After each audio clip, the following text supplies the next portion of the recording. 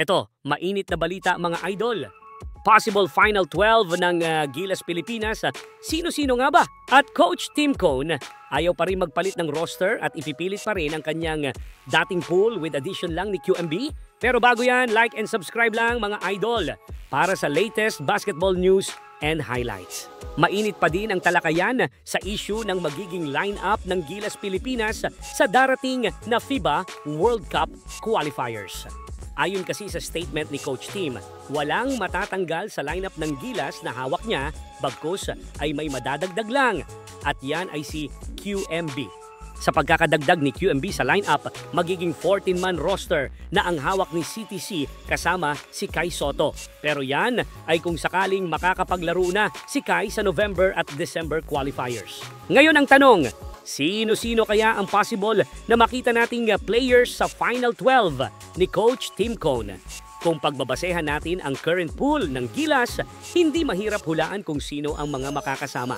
Sa guard position, base sa statement ni CTC, mare-retain ang duo nina Scottie Thompson at Chris Newsome. Hindi na rin kasi nakakapagtaka dahil they are the most trusted guy ni Coach Tim pagdating sa triangle system. They also have a reserve na si CJ Perez na malaki pa din ang tiwala ni CTC sa crucial situations na si CJ lang ang nakakagawa. Sa shooting guard, panigurado, nandyan pa din si Dwight Ramos playing 1 and 2 positions. Hindi mo na rin kasi pwedeng tanggalin si Dwight sa rotation since Dwight already cemented his name sa Gilas dahil sa napaka-efficient niya sa loob ng court.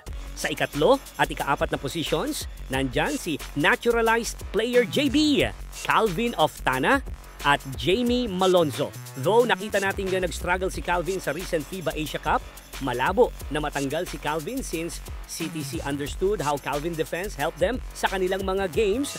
Bonus na lang panigurado kung pumapasok yung mga tres niya. On the other hand, JB, no question, he will always be part ng Final 12 ni CTC unless may pagbabago sa pagiging naturalized player ni Benny Boatwright.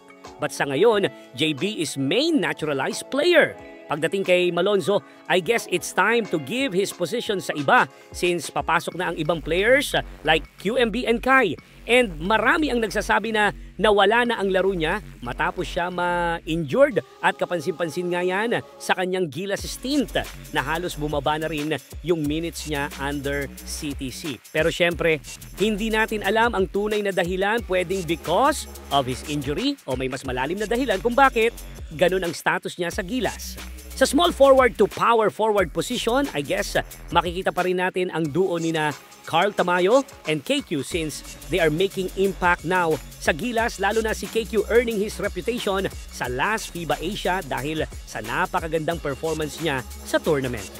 Sa front line ng Gilas, I guess dito ang malaking pagbabago ang gagawin ni Coach Tim.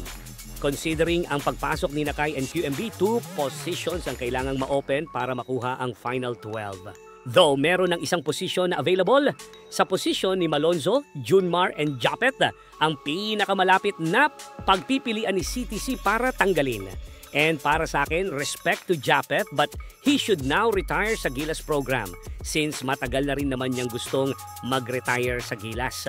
Wala na rin naman siyang dapat patunayan dahil sa naibigay niyang karangalan sa bansa sa nakalipas na taon. At kung maalis man si Japet and Malonzo sa Gilas, expect na these remaining players will be the Final 12 na makikita natin sa November and December qualifiers.